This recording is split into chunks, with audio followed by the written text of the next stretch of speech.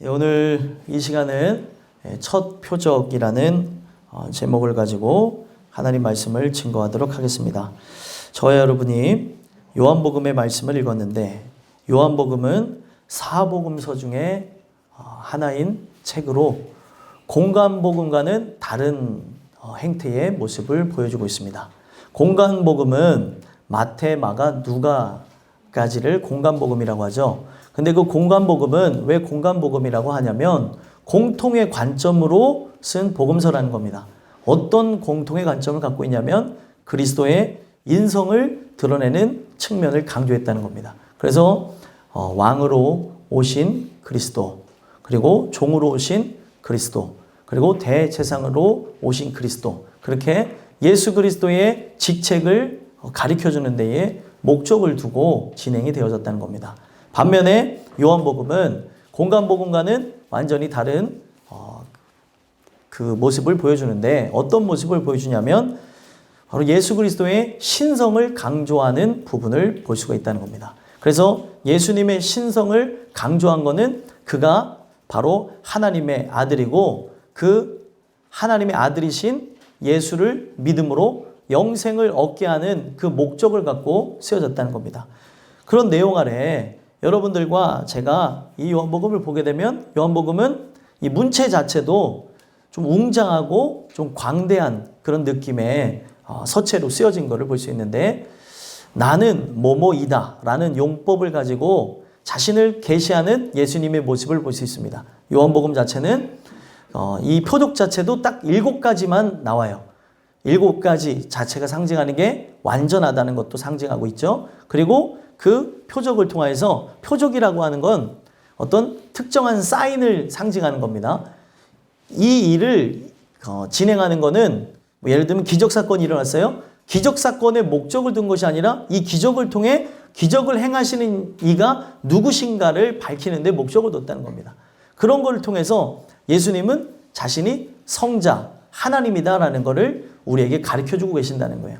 그런 내용을 토대로 해서 이 요한복음, 오늘 본문을 보게 되면 그 7가지 표적 중에 첫 표적이 진행되는 걸 볼 수 있습니다. 이 첫 표적이 진행되어지는 걸 통해 아까 제가 말씀드린 대로 예수님이 누구시라고요? 하나님의 아들이라는 것을 설명해 주고 있고, 그가 계속 이 요한복음에서 설명하고 있는 것은 자기가 하나님의 것을 가지고 왔다라고 하는 것을 우리에게 가르쳐주고 있다는 겁니다. 그래서 본인이 자신의 뜻을 이루러 온 것이 아니라 아버지의 뜻을 이루려 함이다 라는 걸 얘기하고, 자기는 충성된 자로서 그 하나님의 그 일들 자체를 죽음으로 이루신다는 것을 가르쳐주는 책이라는 겁니다.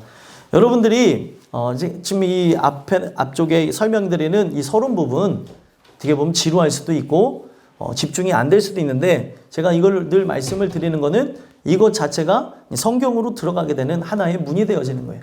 그래서 항상 이 부분을 잘 듣고 오늘 본문을 보게 되면 본문 안에 있는 실질적인 메시지가 들려지는 거거든요. 항상 늘 들으셨으면 좋겠고, 제가 이 내용 자체는 늘 반복을 매년마다 하고 있기 때문에 각 권 들어갈 때마다 배경을 설명해 드려요. 그 배경을 숙지하고 성경을 읽는 거하고 숙지하지 않고 읽는 거하고 또 차원이 다르고요. 또 숙지하고 말씀을 듣는 거하고 숙지하지 않고 듣는 건 다릅니다. 늘 이 부분 속에서 오늘 나에게 어떤 이야기를 들려주시려고, 어떤 배경 속에서 쓰여졌을까, 그런 기대감 속에서 말씀을 들으셨으면 좋겠어요. 그래서 오늘 이 본문은 첫 표적이 일어나는 사건을 중심으로 해서 쓰여졌는데, 이 첫 표적을 통해서 주시는 하나님의 말씀이 여러분들 안에 새겨지는 걸 통해 여러분들과 제가 이 첫 표적을 통해서 알려주시고자 하는 하나님의 의도가 여러분들에게 진행되는 은혜가 있게 되길 간절히 소망합니다. 그래서 오늘 이 본문, 이 첫 표적이라고 하는 제목을 통해 여러분들에게 2가지 말씀을 드리고자 하는데, 첫 번째, 이 첫 표적을 통해서 우리에게 어떤 말씀을 주시느냐, 이 첫 표적을 통해 무엇을 알려주시냐면 예수가 창조주시다라고 하는 걸 가르쳐준다는 거예요. 왜 예수가 창조주신가 하면서 이 내용을 보니까 예수님이 가나 혼인잔치에 가 계시고 거기에 예수님의 어머니도 있고 제자들도 혼례의 청함을 받고 갑니다. 그런데 이 연회장에서 어떤 일이 일어나냐면 포도주가 떨어지는 일이 일어난 거예요. 그런데 포도주가 떨어지게 되면은 그 신랑 측 사람들이 준비를 잘 못했다고 하면서 사람들에게 질타를 받을 수 있게 되는 거죠. 그런 상황 속에서 아무래도 예수님의 어머니가 거기에 연회장하고 좀 여러 부분에서 좀 친분이 있었던 것 같아요. 그래서 이걸 어떻게 할까 고민하던 중에 예수님을 찾아오게 된 거죠. 그래서 그 예수님과 대화를 나누면서 예수님이 시키는 대로 해라. 그래갖고 그 예수님이 시키는 대로 그 하인들에게 명하시는데 돌 6항아리에다가 그 물을 아기까지 채우라고 하는 장면을 봅니다. 제가 이 돌 항아리를 봤는데 얼마나 할 것 같아요? 항아리가 엄청나게 큽니다.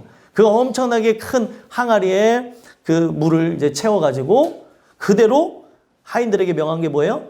연회장에게 사람들에게 갖다 주라고 얘기를 했다는 거예요. 그래서 그거를 갖다 줬더니 어떻게 됐습니까? 그 물을 채웠던 그 항아리에 하나님의 역사하심으로 물이 변화해서 포도주가 된 사건을 봤다는 겁니다.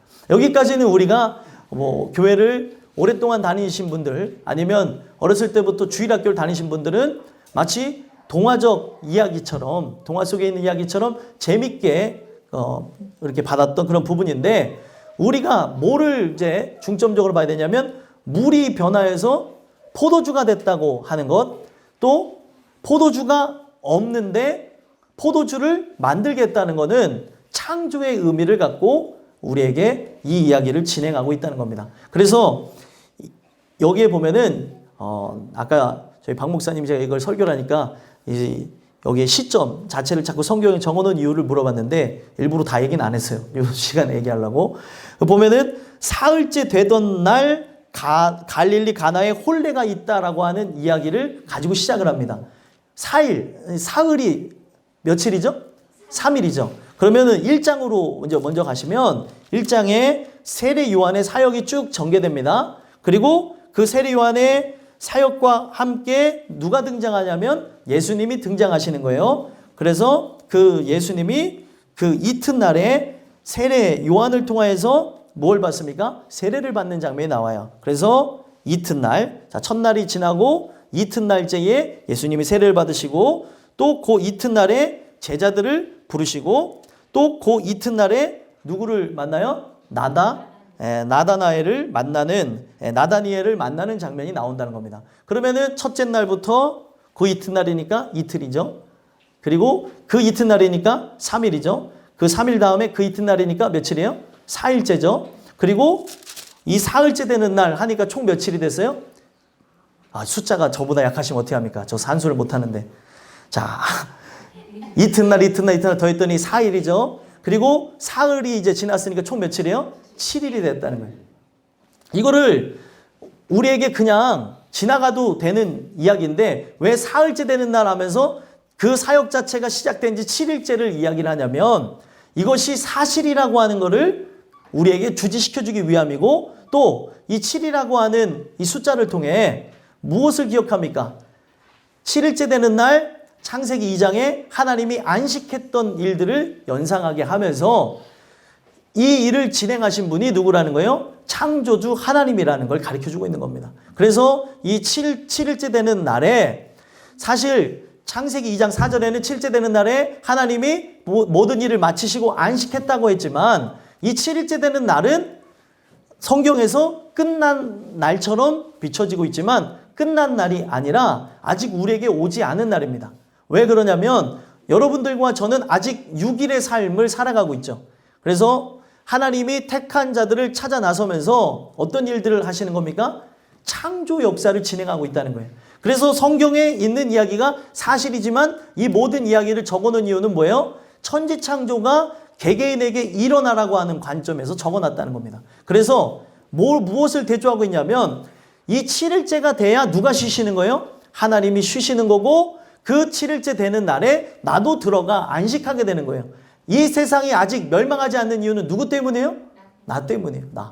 내가 아직 그 안식에 들어갈 준비가 되지 않았어요. 내가 택함을 받았다고 한다면 다른 사람 보지 말고 나를 보는 입장에서 내가 아직 온전하게 되어지지 않았기 때문에 나 하나를 깨기 위해서 이 세상에 아직 종말이 오지 않고 있다고 보시면 되겠습니다.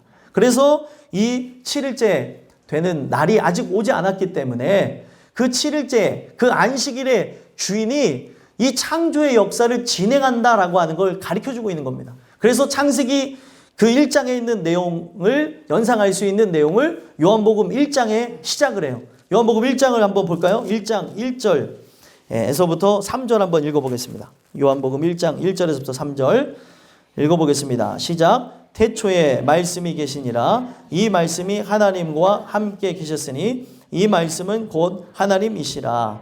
그가 태초에 하나님과 함께 계셨고 만물이 그로 말미암아 지은 바 되었으니 지은 것이 하나도 그가 없이는 된 것이 없느니라. 아멘. 지금 이 내용을 통해 하나님과 함께 계셨던 분이 누구예요? 예수님이고 그 예수님이 이 세상을 무엇으로 함께 창조했다는 걸 얘기해요? 말씀으로 창조했다고 하는 겁니다. 그러니까 여러분들 이게 보면은 예수님 자체를 뭘로 표현해요? 말씀으로 표현하고 이 세상이 뭘로 창조되어졌어요? 말씀으로 창조했다고 하면 이 세상은 누가 창조한 겁니까?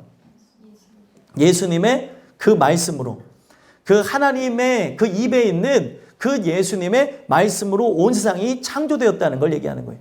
왜 우리가 이거를 중점적으로 봐야 되냐면 사람들은 메시아를 기다린 건 맞아요. 근데 현세적인 메시아, 자기의 그 삶에 육체적으로 힘들고 고통스럽고 괴롭고 돈으로 고통받고 그리고 우리의 삶 속에 명예와 권력과 사람들의 비교의식 속에 낮은 자존감을 살아가는 그들에게 이 육체적인 구원을 바라는 측면에서 기다린 사람들이 많았거든요.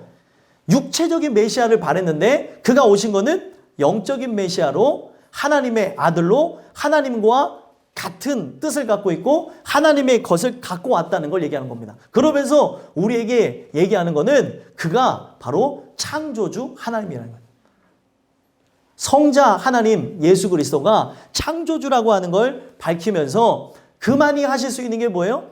우리 인생들 자체를 바꾸실 수 있다는 거죠. 포도주가 없었다가 있어졌다고 하는 건 뭐예요?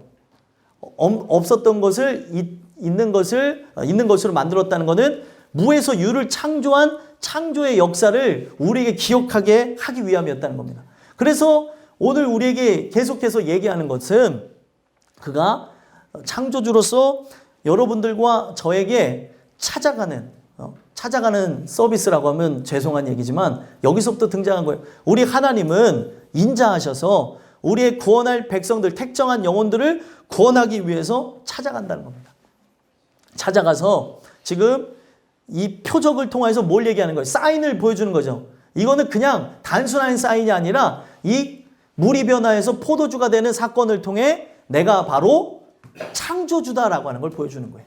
골로새서 1장에서도 자기 그 예수님 자체를 표현하기를 뭐라고 하냐면 창조주라고 얘기해요. 창조주요, 화목주요, 구속주요, 예수님에 대한 정체성을 밝히는 그런 장면을 보게 되거든요. 골로새서가 그 4장으로 되어져 있는 작은 책이지만 그 책에 대한 의미만 바로 알아도 절대로 이단에 빠지는 일이 없습니다. 근데 사람들이 아직까지도 그 부분에 잘 모르기 때문에 그런 거죠.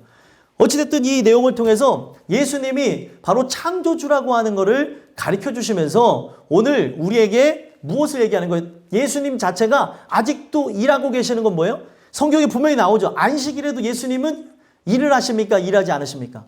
일을 합니다. 왜 그런 얘기를 하는 거예요? 눈으로 보여지는 안식일 7일은 왔으나 실제적인 안식일이 오지 않았다는 거예요.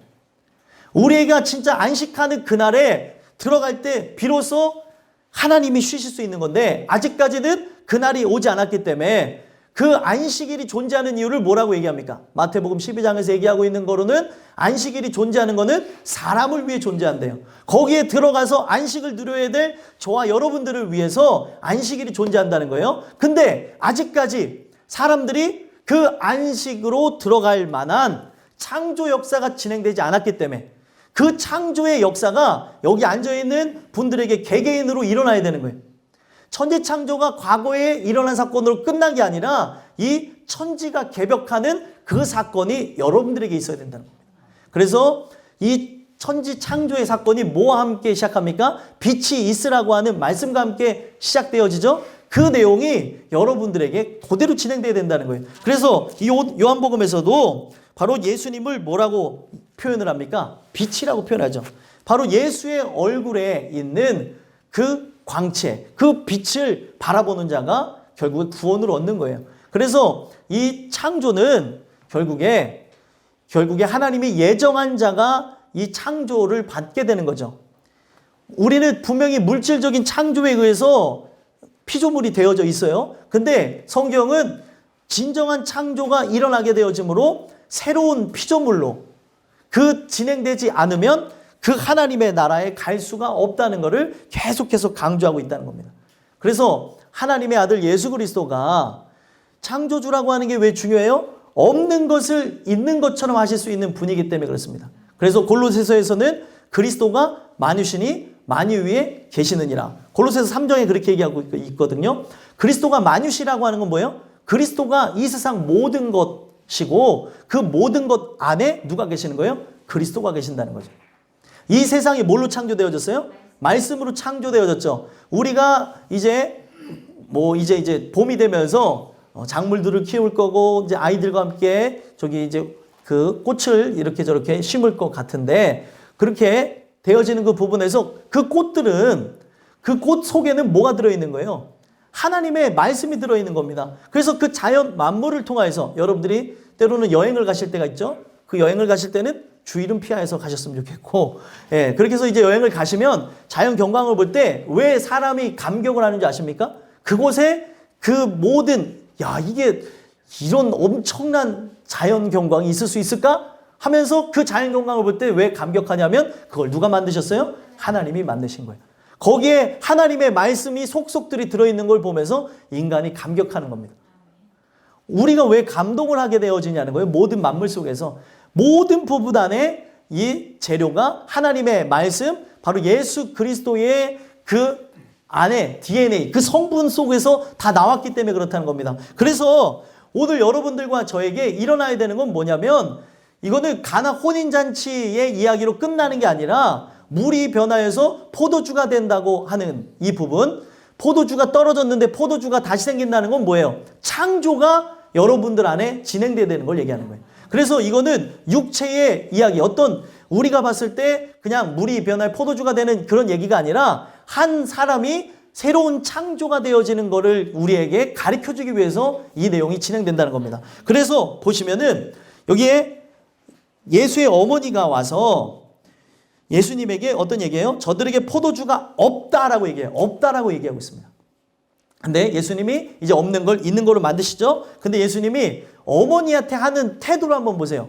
한번 4절 읽어볼까요? 읽어보겠습니다. 시작. 예수께서 이르시되 여자여 나와 무슨 상관이 있나이까? 내 때가 아직 이르지 아니하였나이다. 아멘. 여기 보면은 어머니한테 되게 무례하게 얘기하는 것 같잖아요. 그렇죠? 우리가 쓰는 한글 언어로 다 표현되지 않는 부분이어서 그냥 여자로 번역했는데 이거는 존중의 의미도 포함되어져 있습니다. 근데 여자라고 딱 못을 박았어요. 어머니라고 부르지 않았습니다. 그분의 예수님 자체가 그 마리아의 태를 통해서 왔지만 어머니라고 부르지 않은 이유는 뭐예요? 바로 하나님의 아들 예수 그리스도는 성령으로 잉태했기 때문에 그렇고, 그리고 지금 이거는 어머니의 말, 사람의 말을 듣고 움직이는 것이 아니라 이 첫 표적은 이미 창세 이전에 하나님이 작정하시고 진행되는 일이라는 거예요. 그래서 그 대화 속에서 무엇을 얘기하고 있는 거냐면 나는 내 말을 듣고 움직이는 게 아니라 나는 독자적으로 움직인다라고 하는 걸 가르쳐주고 있다는 겁니다. 그래서 이거는 버릇이 없는 내용이 아니라 자신의 정체성을 밝히는 거예요. 자기가 키웠으니 어렸을 때 올룰룰룰 하면서 키웠을 거 아니에요. 그랬으니 이 어머니는 이 자기의 태중에서 나왔으니까 하나님의 아들 하나님으로 봐야 되는데 뭘로 보는 거예요? 예수님으로 자기 아들로 그냥 보게 되어지니까 이 상황을 통해서 바꾸는 거예요. 내가 이 세상이 시작되기 이전에 존재했었다라는 걸 통해서 뒤집는 거죠. 그래서 예수님이 예루살렘에 입성해서도 계속 얘기하는 게 너희가 나를 자꾸 다윗의 후손이라고 얘기하는데 나는 다윗의 후손이 아니라 나는 다윗을 만들었다 이런 얘기를 하신다는 거예요. 그래서 창조주라고 하는 걸 계속해서 가르쳐주고 계시는 거죠. 내가 바로 창조주다. 그래서 내 때가 아직 이르지 않았는데 이 때를 말하는 건 무엇을 얘기하고 있냐면 이 계시가 이 7가지 자기를 드러내는 그 성자의 그 계시가 뭐에 초점을 맞추고 있어요? 십자가의 죽으심에 맞춰져 있는 겁니다. 내 때가 이르지 아니하였다는 것은 내가 아직 너희들 위해 죽음으로 또 너희들 위해 다시 부활하게 되어지는 것으로 그 영생으로 나가는 길들 자체가 이르지 않았다는 걸 얘기를 하는 거예요. 그래서 이 내용 속에서 예수님이 지금 하나님의 시간을 따라서 우리의 인생들을 창조하기 위해 모든 세상의 시간이 맞춰서 진행되는 걸 그렇게 표현해 나가시는 거예요. 그래서 여러분들과 저에게 일어나야 되는 건 뭐예요? 이 창조가 여러분들에게 진행됐냐는 거죠. 우리가 살아가면서 관심사가 어디에 있는지 이것도 생각하고 저것도 생각하는데 다음 주 말씀 자체가 제목이 뭐냐면 무엇에 미쳤는가인데 여러분들 우리가 하나님의 것이라고 한다면 하나님의 예정한 자라고 한다면 여러분들에게 나타나야 되는 게 뭐예요? 여러분들에게 나타나야 되는 거는 바로 이 창조가 진행돼야 된다는 거예요. 그러면은 이 창조가 진행되면은 어떤 일이 일어나냐면 살아가는 이유와 목적이 바뀌어지게 되는 거예요. 살든지 죽든지 먹든지 마시든지 무엇을 하든지 다 뭘 위해서 합니까? 하나님의 영광을 위해서 하도록 바뀌어지게 되는 거예요. 그래서 이게 왜 중요하냐면 예수님이 결국에 그분 안에만 뭐가 있었냐면 독생자의 영광으로 충만했고 은혜와 진리가 그에 가득 차 있었고 그 안에만 무엇이 있었다고 요한복음에서 계속해서 얘기하냐면 생명이 있었다는 걸 얘기하는 거예요. 그래서 오늘 여러분들과 저에게 이 창조는 생명이 들어오는 이라고 똑같은 겁니다. 그래서 오늘 여러분들과 저에게 이 창조가 진행되지 않는다면 우리는 살았으나 의미가 없는 존재로 살아가는 존재라는 거죠. 그래서 여러분들과 제가 이 말씀을 통해서 이 새로운 창조가 진행되는 은혜가 있었으면 좋겠습니다. 그래서 이 내용을 보면은 로마서 한 장만 찾아볼까요? 로마서 4장 17절 보게 되어지면 신약 244페이지입니다. 주무신 분들 일어나서 좀 찾아주시고 로마서 4장 17절 신약 244페이지 자 보시면 한번 읽어보겠습니다. 읽겠습니다. 시작. 기록된 바 내가 너를 많은 민족의 조상으로 세웠다 하신과 같으니 그가 믿은 바 하나님은 죽은 자를 살리시며 없는 것을 있는 것으로 부르시는 이시니라. 아멘. 자 보시면은 죽은 자를 살리시며 어떻게 한대요? 없는 것을 있는 것으로 부르시는 분이래요. 그러면은 포도주가 없다라고 하는 이 내용을 통해 우리에게는 사실 뭐예요? 우리에게서는 사실 믿음이 없고 우리에게서는 하나님을 선하게 할 만한 것이 아무것도 없었지만 포도주가 없었으나 있는 것으로 그가 부르셨기 때문에 포도주가 생겨났던 것처럼 그의 말씀을 따라 움직이게 되어짐으로 포도주가 새롭게 만들어졌던 것처럼 오늘 우리가 사실 이 은혜를 통해서 나타나는 게 뭐예요? 믿음이 없는 내가 하나님의 믿음으로 변화되는 데 초점을 두고 있다는 겁니다. 그래서 성경은 하나님의 믿음에서 믿음에 이르게 하나니 오직 의인은 믿음으로 말미암아 살리람과 같으니라 그렇게 얘기합니다. 그래서 이 내용 속에서 우리가 놓치지 말아야 되는 게 이 하나님의 믿음, 하나님의 믿음은 그 원어로 보게 되면 이 믿음보다 어떤 걸 얘기하냐면 신실성에 대해서 얘기합니다. 그 하나님의 신실함, 이 신실함은 뭐예요? 이미 그 안에 어떤 믿음을 통하여서 끝난 게 아니라 그 믿음이 바깥으로 나오면서 영향력을 끼친 거죠. 저 사람은 참 성품이 좋아. 저 사람은 신실해. 라고 하면 신실하다는 거는 그 사람의 삶 속에 동반된 모습이 있었던 거죠. 신실하다고 할 때 어떤 표현을 쓸까요? 왜 신실하다고요? 말씀을 들을 때의 모습이나 기도할 때의 모습이나 하나님을 찾는 모습이나 그것 때문에 신실하다는 표현을 쓴다는 거예요. 근데 이 신실해질 수밖에 없는 게 누구 때문이에요? 하나님 때문이라는 거예요. 하나님의 고유의 속성, 하나님의 품성을 드러낸 거죠. 하나님의 그 신실함 때문에 신실하지 않은 내가 신실해지는 거예요. 그래서 이거는 믿음보다 더 큰 개념입니다. 믿음이 내 안에 와서 드러난 믿음까지 되어지는 거죠. 사람들이 믿음이 있다고 하는데 이것이 행함으로 드러나지 않으면 성경은 죽은 믿음이라고, 관념이라고 때려버립니다. 그러니까 이 신실함은 뭐예요? 이미 행위로 동반되어진, 주렁주렁 맺혀진 열매가 있는 삶을 얘기하는 거예요. 근데 이것이 무엇 때문에 되어져요? 바로 창조주 하나님의 말씀을 통하여서 그 하나님이 갖고 있는 의지와 결단과 바로 그분의 생각 때문에 내가 변할 수가 있다는 겁니다. 사람들을 보면 정말 안 변하죠. 그렇죠. 여기서 왜 힘이 실리는지 모르겠는데 진짜 안 변합니다. 저 자신을 봐도 그래요. 어쩜 똑같이 저럴까? 그래요. 그런데 이걸 보면서 뭘 느끼냐면 나는 늘 이 갖고 있는 살아온 그런 이 모습 때문에 이렇게 살아야 되는 거를 아닌 걸 알면서도 그렇게 살아요. 사람은 그렇죠. 이게 아닌데 하면서 그게 간다니까요. 이게 사람인데 중요한 거는 하나님이 우리와 다르셔서 나를 바꾸신다는 거예요. 나의 결단은 결국에 세상에 무릎 꿇을 수밖에 없어요. 근데 하나님이 갖고 있는 의지는 어떤 누구도 이거를 꺾을 수가 없다는 거예요. 그래서 로마서에서 얘기하는 게 누가 그 사랑에서 끊을 수 없다는 거예요. 여러분들과 저는 하나님의 그 사랑의 띠로 이렇게 붙잡혀 있는 존재들입니다. 이건 사단이 끊을래야 끊을 수 없어요. 사망이냐 적신이냐 이걸로도 끊을 수 없어요. 칼로도 끊을 수가 없습니다. 하나님이 그렇게 진행하신다는 거예요. 근데 그 하나님이 사랑하는 자, 하나님이 택정한 자에게 오늘 이 말씀으로 찾아가시면서 바로 내가 창조주다 얘기하는 거예요. 나를 믿어야 된다는 거죠.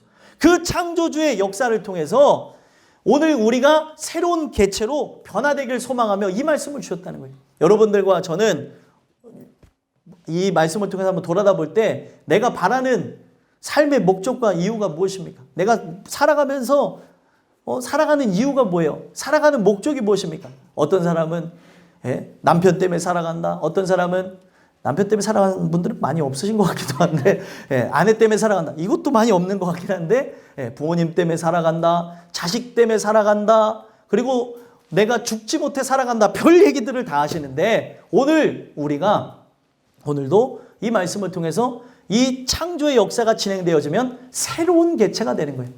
물과 포도주는 완전히 다르죠.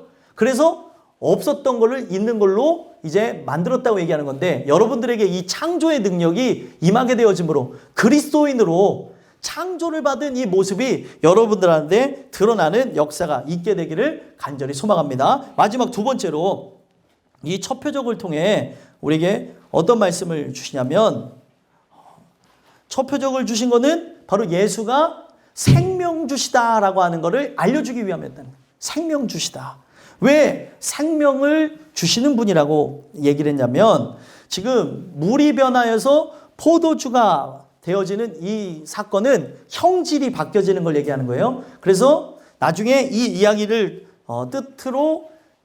끝으로 뭐가 나오냐면 성전 정화 사건이 나오고 성전 정화 사건은 우리의 더러움을 제거하는 사건이고 그리고 이 제거하는 사건 끝에 나오는 게 니고데모와 예수님이 대화하면서 거듭나는 이야기가 나오는 겁니다. 성경은 장을 편의를 위해서 나눠놨지만 끊어진 이야기가 아니고 이어지는 이야기입니다.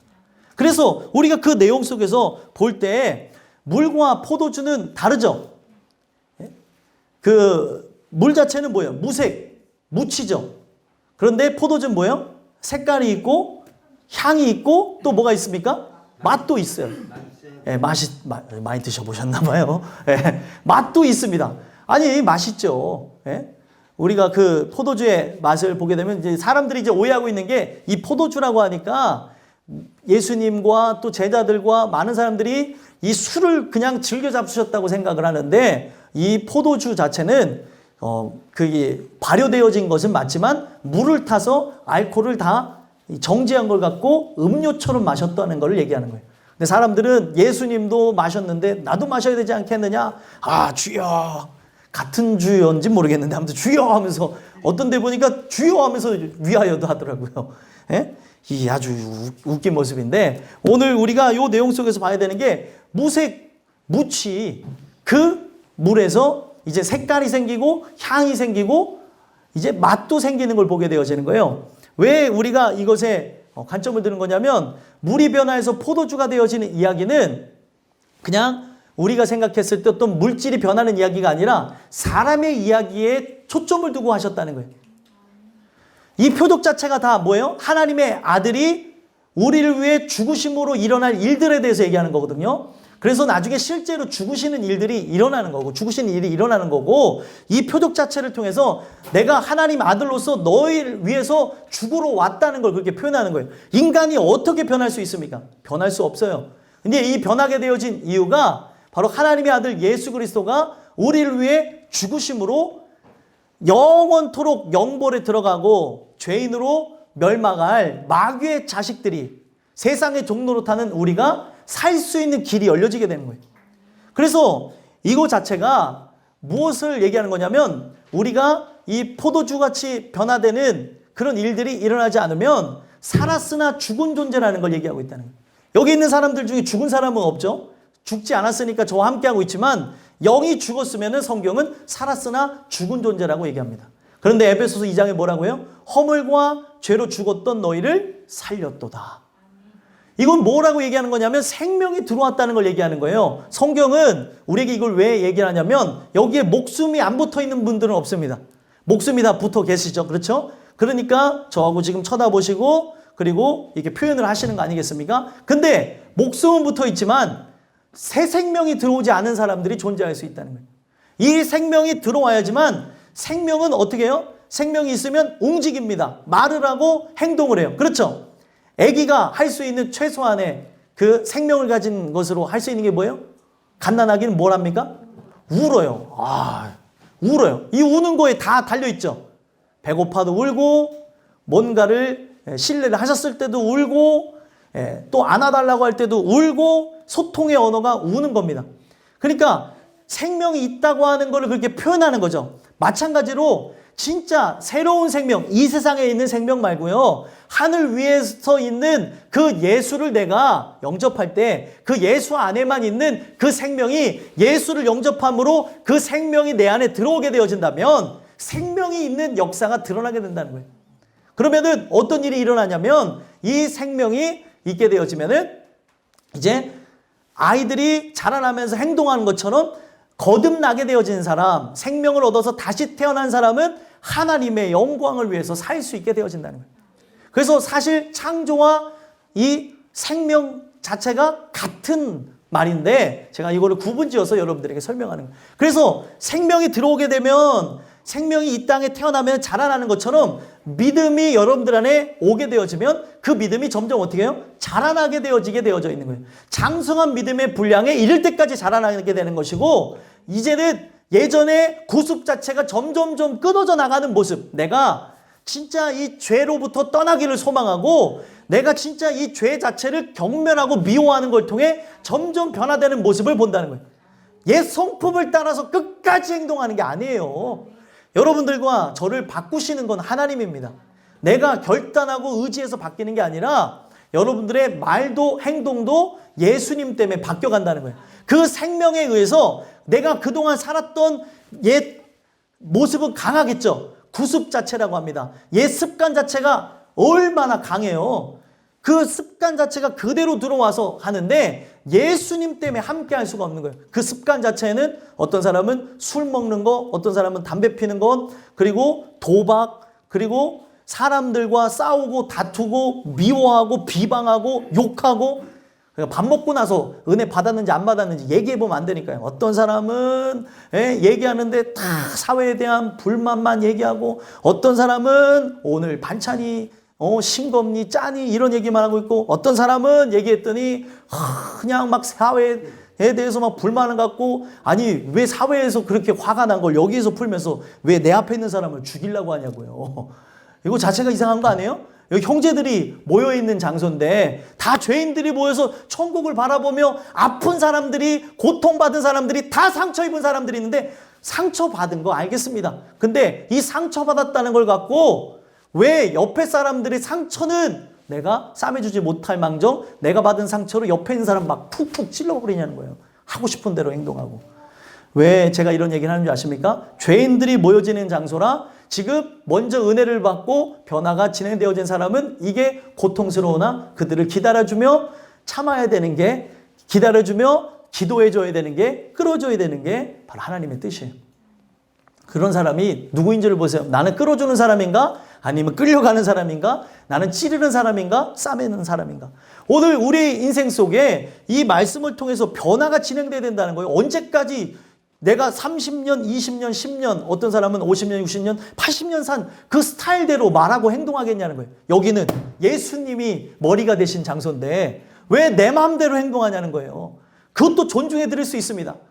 어떤 사람은 말끝마다 그 욕을 섞어서 얘기하는 사람이 있고 어떤 사람은 말끝마다 화를 내면서 하는 사람이 있고 대화를 하면서 아니 왜 말할 때 이렇게 화를 내세요? 그러면 내가 언제 화냈냐? 화낸 사람 그래. 내가 언제 화냈어요? 이거 화낸 거 아니에요?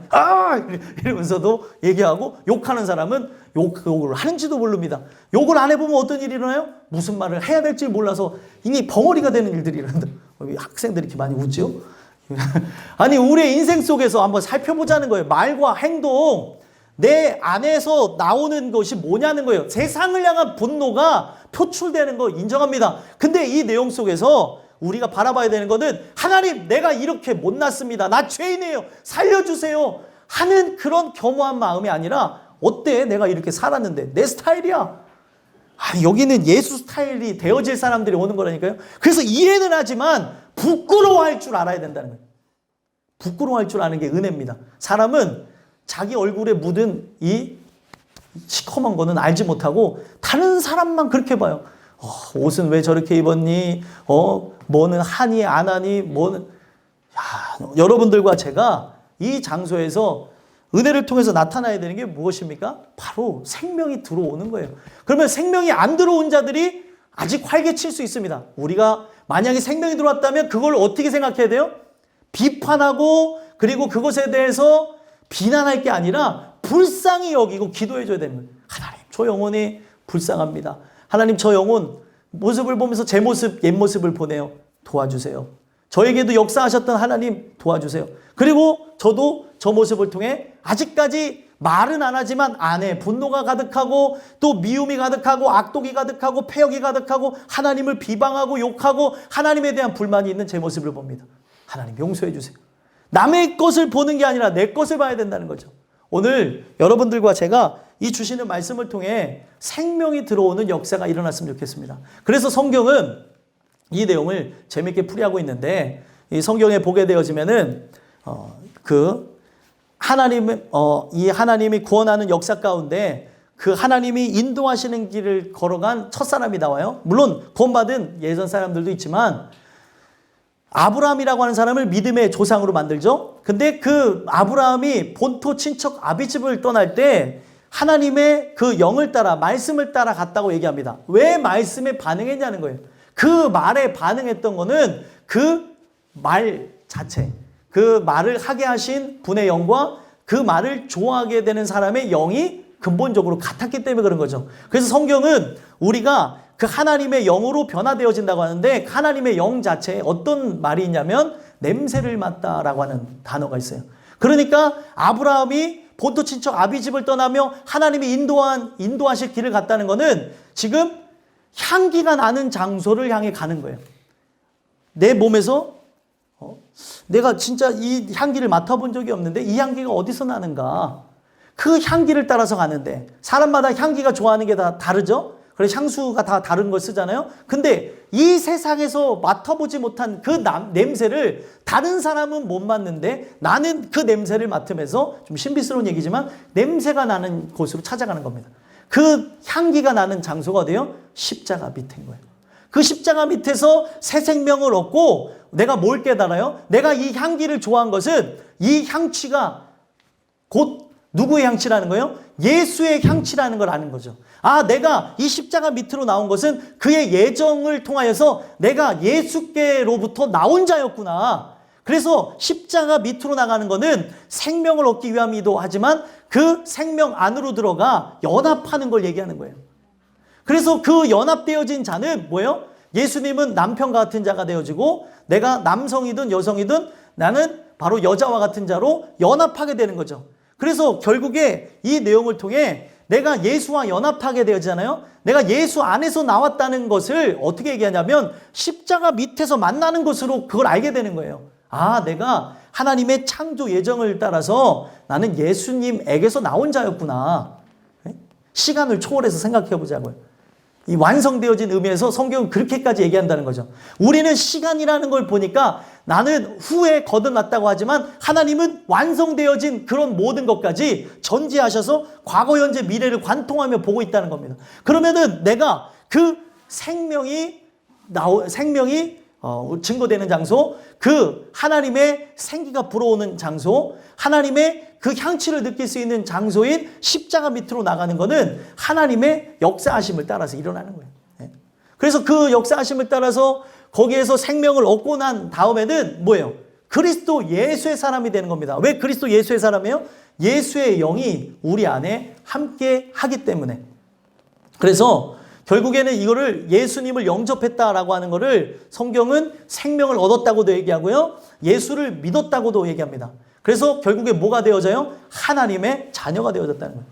그래서 금요일 날 나눴던 게 뭐냐면 바로 부활의 자녀, 하나님의 자녀가 되어진 얘기에 대해서 얘기를 했었거든요. 오늘 우리가 바로 예수님을 영접한다고 하는 데에서는 바로 그런 의미를 갖고 있는 거예요. 그래서 인간편에서 찾아가면은 내가 그걸로 찾아가는 것처럼 생각하지만 사실은 누가 찾아오시는 거예요?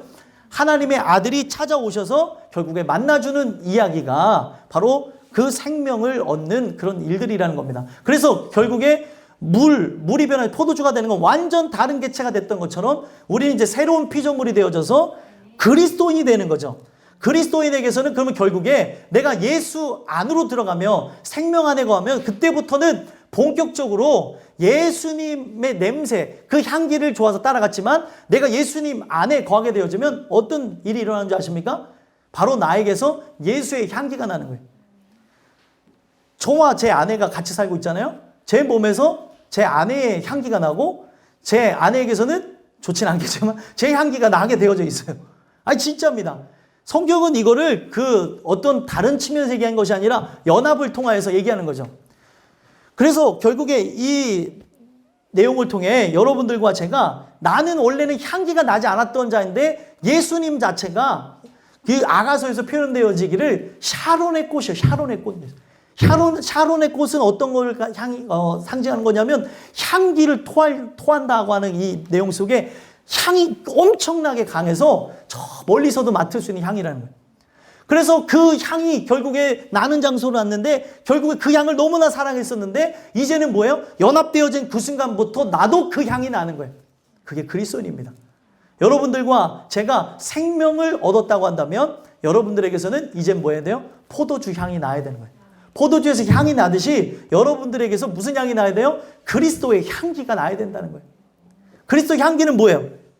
이 향기는 여러분들만을 좋아하게 하는 것이 아니라 야 어떻게 저 사람이 저렇게까지 변할 수 있지? 어떻게 저렇게까지 행동할 수 있지? 야 저 사람은 동네에서 망나니 중에 진짜 상망나니였는데 어떻게 저렇게 변할 수 있을까? 예수 믿어서 그렇대. 이게 향기가 났다는 증거입니다.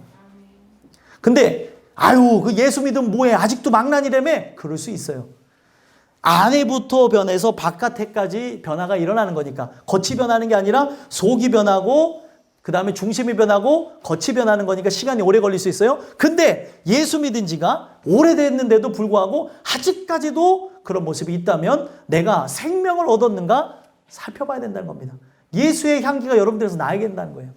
말 속에, 행동 속에, 여러분들의 발자취 속에. 저는 몰랐는데 제가 쓰는 제 아내가 이제 쓰는 건데 제 몸에서 무슨 섬유 유연제 냄새가 좋아갖고 예? 어떤 분이 이 향기가 뭐냐 그래서 섬유 유연제를 사서 쓰시더라니까요. 향기가 좋다고. 예? 남성분인데 그래서 그 섬유 유연제를 사서 쓰는데 이상하네. 나는 이 섬유 유연제를 쓰는데 냄새가 다른 것 같다고. 예? 그런 얘기들을 했었던 적이 있었어요. 근데 우리가 사람의 몸에서 나는 그 향기도 굉장히 좋아하고 이 향기 때문에 서로가 남녀가 호감을 갖게도 되기 때문에 향수가 발달하게 된 거잖아요. 오늘 우리가 진짜 내가 그리스도의 신부라면 그리스도에게서 나는 향기를 좋아하며 찾아갈 수밖에 없고 그 향기가 결국에는 누구에게서 나야 되는 거예요? 여러분들의 삶 속에서 나야 되는 겁니다. 여러분들에게 그런 은혜가 있었으면 좋겠어요. 또 여러분들 포도주에는 맛이 있죠. 포도주는 맛이 있습니다. 그렇죠? 색깔이 존재하고 맛이 존재해요. 근데 여러분들이 그리스도인이라고 하면은 여러분들이 색깔을 갖고 있다면 색깔이 드러나요? 안 드러나요? 드러납니다. 제가 죄송한 얘기지만 정치에 대해서 죄송하지만 정치에 관해서 한 5분 10분만 얘기하면 그 사람의 정치 색깔이 드러나죠. 아, 이 사람은 좌인지 아니면 이 사람은 우인지를 알 수 있습니다. 다 존재해야 되는 게 맞아요. 하지만 얘기하면서 아, 저 사람은 우측을 좀 더 좋아하고 이 사람은 좌측을 좋아하는구나. 아, 저 사람은 좌측 우측을 또 상관하지 않는구나. 얘기를 나눠보면 알 수 있다는 거예요. 그게 바로 그 사람이 갖고 있는 정치 색깔입니다. 근데 이런 것처럼 사람들이 무엇을 알 수 있냐면 예수님의 그 역사가 우리에게 진행되어지면 그리스도인이라고 하는 세상에서 볼 수 없는 색깔로 여러분들이 걸어다니면 딱 티가 나는 거예요. 어디서 티가 나요? 밥 먹을 때도 티가 나고. 밥 먹을 때만 기도하지 마세요. 그러니까. 그래도 밥 먹을 때부터 이제 티가 나죠? 그리고 어디서 티가 나요? 우리의 살아가는 삶 속에서 행동 하나하나, 그리고 그가 갖고 있는 그런 모습 속에서 색깔이 다르다는 걸 알 수 있고요. 그리고 어떤 부분에서 우리 그리스도인들에게 있는 게 뭐예요? 넘어질 때 그리스도인들은 어떤 제스처를 하는지 아십니까? 넘어질 때 아이고 주여, 아이고 하나님, 이게 나와요. 근데 이게 저기 스님 입에서 나와서 놀랬대잖아요. 그럼 왜 그런지 모르겠는데 아무튼 이게 우리의 색깔인 겁니다. 우리 색깔. 여러분들과 저는 포도주에 색이 있듯이 이런 색깔을 내가 내야지라고 하는 게 아니라 그런 색깔이 그분의 은혜를 통해서 자연적으로 나는 역사가 있었으면 좋겠습니다. 그리고 맛도 존재하죠. 포도주 아까 누가 얘기했잖아요. 맛이 좋다고 얘기했어요. 우리가 그 포도주 맛 자체가 좋은데 이거는 뭐예요? 이 세상에서 볼 수 없는 맛이에요. 사람 자체는 그냥 무색무취 그리고 무맛입니다. 근데 결국에는 뭐예요? 이 거듭남을 얻게 되어지면 맛이 나게 되는데 이 세상에서 볼 수 없는 맛이죠. 그래서 여기서는 포도주를 갖고 표현했지만 다른 데서는 소금으로 표현했어요. 소금이 맛을 내지 않으면 무엇으로 짜게 하래요. 이 세상 자체는 맛을 내야 되는데 맛을 내지 않는 데 문제가 있는 거죠. 오늘 여러분들과 제가 해야 되는 게 뭐예요? 이 은혜를 통해서 맛을 잃어버린 장소, 목적을 잃어버린 장소, 이유를 잃어버린 장소에게 그 이유와 목적을 가르쳐주는 거예요. 집사님이든 권사님이든 아니면은 전도사님들이건 아니면은 또 목사님이건 그 어떤 누구라 한다 할지라도 맛을 잃어버리고 살아갈 때가 있습니다. 청년들도 마찬가지고요. 도대체 우리가 공부는 왜 하고 직장은 왜 다니는 거예요? 돈 벌기 위해서 그런 거 아니잖아요? 오늘 그리스도인으로 살아가기 위해서 하는 건데 잊어버릴 때가 있어요. 어떨 때는 공부하다가 또 어떨 때는 삶에 지쳐서 또 세상에서 경쟁하며 살아가다 보니까 잊을 때가 있는데 여러분들과 저는 어떤 역할을 하는 겁니까? 각 단체에 소속되어지고 가정에서부터 직장, 사회까지 내가 들어가는 이유 자체는 맛을 내기 위함이라는 거예요. 직업에 귀천이 없어요. 어떤 일을 하셔도 되지만 그 일 속에 내가 해야 되는 게 무엇입니까? 맛을 내는 데 목적이 있다. 왜 사는지 모르는 사람들에게 왜 사는지 가르쳐주는 거예요. 근데 신앙인이 왜 사는지를 모르는데 마지 못해 사는데 죽지 못해 사는데 뭘 가르쳐 주겠습니까? 오늘 나에게 이 생명이 들어오지 않으면 참된 기쁨을 갖지 못하고 살아갈 수 있다는 거예요. 끝으로 여러분들과 제가 이 주시는 이 은혜를 통해서 변화되는 그런 은혜가 있었으면 좋겠고요. 고린도후서 6장에 보게 되면은 우리가 바로 이 생명이 들어온 자라고 한다면 어떤 자인가에 대해서 얘기하는데 9절 10절 고린도후서 6장 9절 10절에 보면 무명한 자 같으나 유명한 자요 죽은 자 같으나 보라 우리가 살아있고 징계를 받는 자 같으나 죽임을 당하지 아니하고 근심하는 자 같으나 항상 기뻐하고 가난한 자 같으나 많은 사람을 부유하게 하고 아무것도 없는 자 같으나 모든 것을 가진 자로다. 아멘이십니까? 모든 것을 가졌다는 게 뭐예요? 생명이 있다는 거예요. 생명. 여러분들이 천하를 얻을 수 있죠. 자기의 노력으로. 그렇죠? 그런데 생명은 자기가 가질 수 있는 게 아니에요. 여러분들이 그 생명을 가졌다고 한다면 그 생명의 귀중성을 갖고 살아가셨으면 좋겠어요. 만약에 이 생명이, 예수 생명이 들어오지 않았다면 하나님, 나에게 이 예수 생명이 들어오기를 원합니다. 다른 사람은 모른다 할지라도 나는 이것을 알게 하셔서 이 생명으로 나가게 하여 주시옵소서. 그런 기도하며 나가는 여러분들과 제가 됐으면 좋겠어요. 여러분들, 사람의 마음이, 이 갈급함이 또 하나님의 은혜를 사모함이 달라요. 어떤 분은 밤새 일하고 와서도 피곤한 중에도 이 졸음과 싸우면서 말씀 듣기를 사모하는 사람이 있는가 하면 밤에 잠을 10시간 자고 와도 여기서 주무시는 분은 주무세요. 뭐의 문제예요? 마음의 문제죠. 오늘 우리의 인생 속에서 이 말씀을 통해 나에게 이 초표적 사건은 오늘 하나님의 아들 예수 그리스도가 창조주시고 생명주라는 걸 가르쳐주는데 나에게 이 창조와 이 생명의 역사가 진행되어졌는가?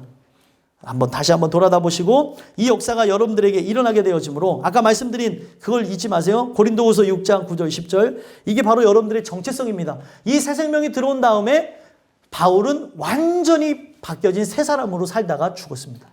여러분들과 저는 이 새 생명이 들어왔다면 아직은 연약할 수 있어요. 들어온 지 얼마 안 됐다면. 그러나 나중에 점점 시간이 지났다면 이 생명이 들어온 증거가 여러분들 삶 속에 신실함이 풍겨지는 것으로 여러분들에게는 향기가 나고 여러분들에게는 색깔이 있고 여러분들에게는 맛이 있는 걸 통해서 저 사람 진짜 하나님의 사람이구나. 그리스도 예수의 사람이구나 라고 하는 그 역사가 우리 교회 안에서 사람들의 모습 속에서 평가를 받고 세상 속에서도 그렇게 빛과 소금의 역할을 감당하는 그런 은혜가 있게 되기를 간절히 소망합니다. 기도하겠습니다. 하나님,